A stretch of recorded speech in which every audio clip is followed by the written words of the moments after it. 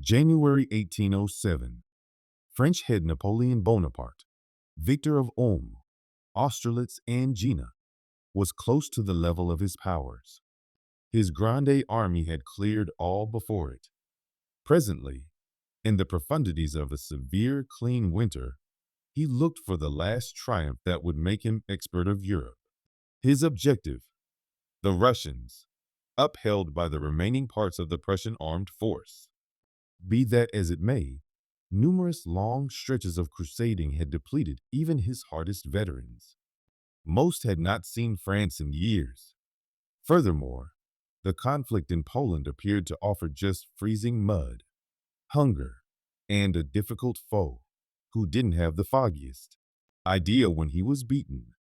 At Putisk, the Russians had battled gallantly and defeated Napoleon's most memorable endeavor to outsmart their military. Yet, another open door would before long arise. Order of the Russian armed force had as of late passed to General Levin August von Bennigsen. Regardless of his German name and Hanoverian roots, he was a veteran of 34 years' administration with the Supreme Russian Armed Force. On 27th January, with 77,000 Russians and 13,000 Prussians, Bennigsen sent off an unexpected winter hostile, focusing on Marshal Ney's uncovered Sixth Corps. However, Ney got away, and Bernadotte's most memorable corps battled a fruitful rearguard activity at Moringen. Presently, Napoleon would reverse the situation on Bennigsen. When he'd learned of the Russian development, he'd started arranging a great circle of the foe. Unexpectedly, it was the Russians who were uncovered. Yet, Bennigsen found out about Napoleon's snare without a moment to spare, and started a rushed withdrawal. 5 days of steady walking followed, with Marshal Murat's vanguard nipping at the Russians' heels as far as possible. However, in spite of a progression of enraged attacks on their rearguard, capably told by sovereign Bagration, the French couldn't get through. The pursuit proceeded, even as temperatures plunged.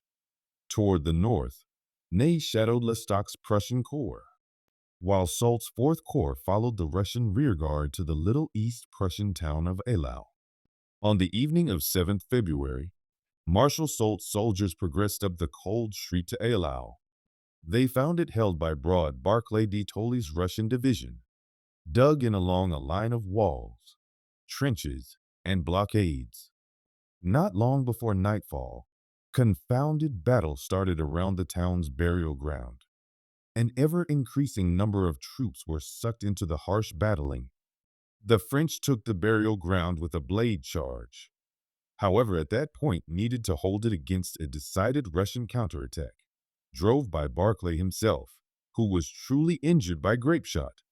Awful road battling proceeded into the evening.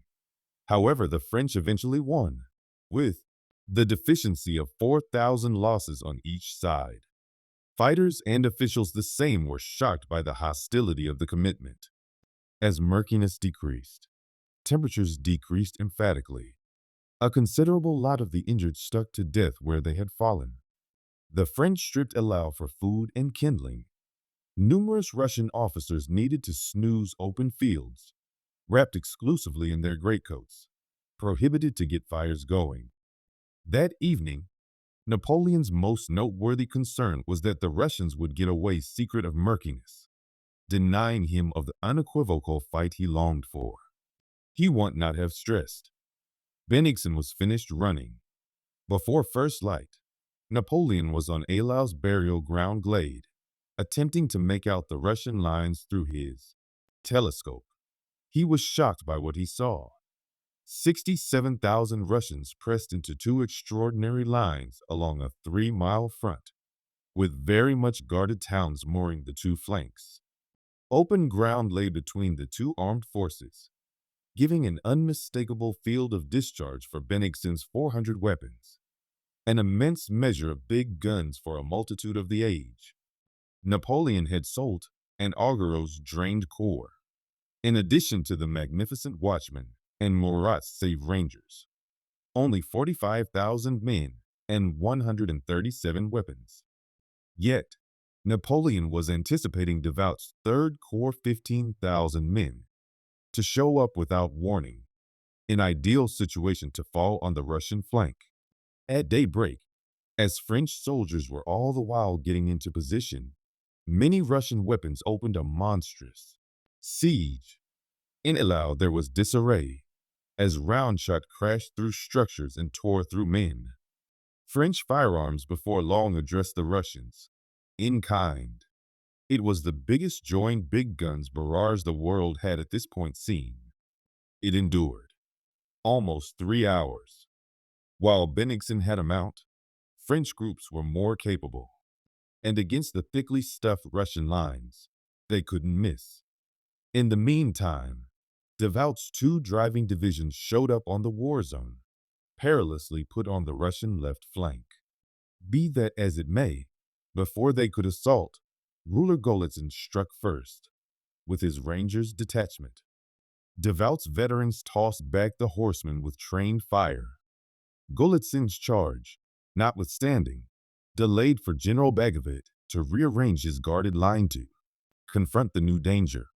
At the point when the Iron Marshal went after around 8 a.m., he found the foe settled in on an edge with imposing cannon support.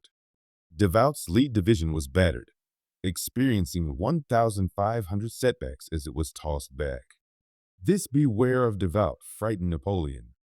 He dreaded the Russians could pull out before his snare could close. It was, he chose, the fight's crucial point in time. Orders flew out to Marshal Augereau's 7th Corps and General Holy Person Hilaire's division. They were to send off a front-facing assault against the foe. No matter what, the Russians' departure should be forestalled. The 49-year-old Marshal Augereau had been with Napoleon since his most memorable order in Italy and the splendid mission of '96. Yet, he was profoundly unwell that morning.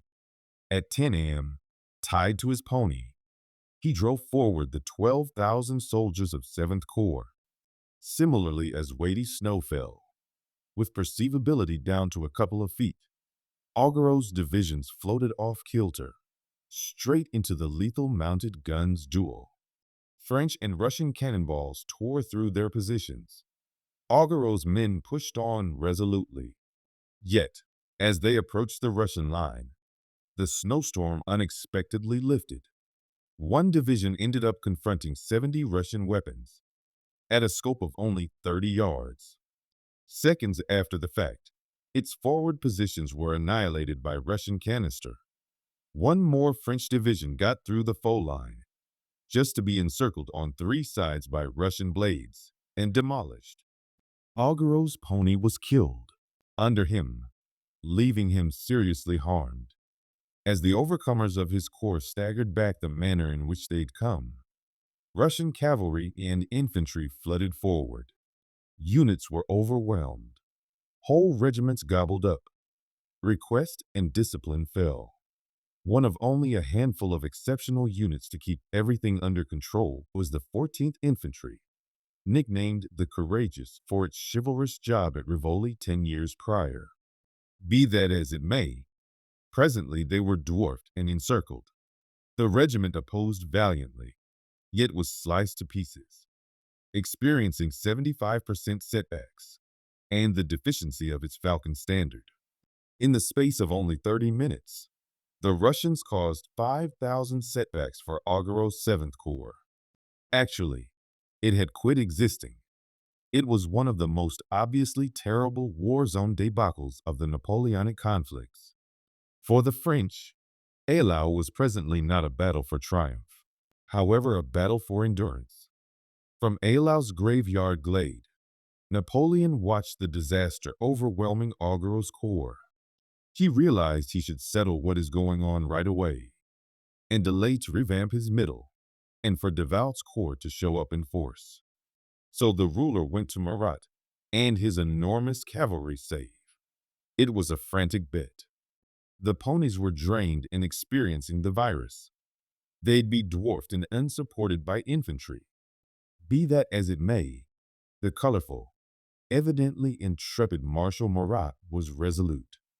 He gathered 40 groups of rangers, 5,000 dragoons and cuirassiers, and drove them forward. So started one of the incredible mounted force charges of the Napoleonic conflicts. Incapable to move a lot quicker than a stroll because of the horrendous circumstances, Murat's cavalry in any case introduced a considerable mass of men, ponies, and steel.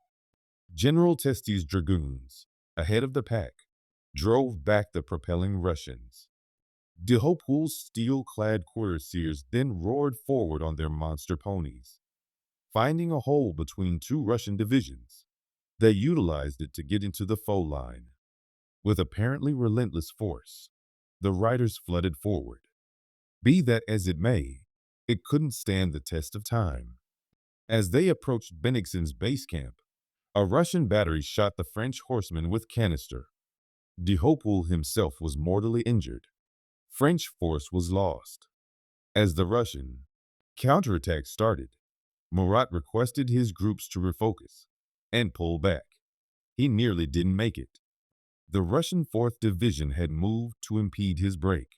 Seeing this, Napoleon requested Marshal Bessières to lead forward the Watchman cavalry. These were 2,000 of the best rangers in Europe. Also, to cheers of Vive l'Empereur, they progressed into the spinning mass of shot and snow. At the point when Colonel Lepic saw his men dodging, he called out, "Heads up, by God! Those are projectiles, not butt nuggets." Chasseurs of the gatekeeper pursued the main Russian infantry square they met, dissipated the foe's heavy weapons specialists, and cut out a way for Murat's withdrawing units. The French charge at Eylau would go down as one of the boldest, most frantic military moves of the age.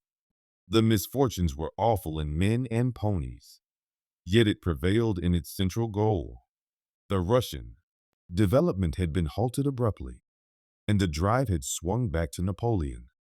Marshal Davout's Third Corps, the celebrated legends of Auerstedt, 4 months prior, had now shown up in adequate power to send off a full-scale attack. Guessing this, Bagavit pulled out to another protective line on the Kriegsberg, an overwhelming level, ideal for ordnance. 2 hours of tumultuous battling followed, with each French development tested by a savage Russian counterattack. Yet, upheld by dragoons and Holy Person Hilaire's division, Third Corps gradually ground down the adversary. Bennigsen had to send in his last hold, Kamensky's 14th Division. Upheld by mounted force, it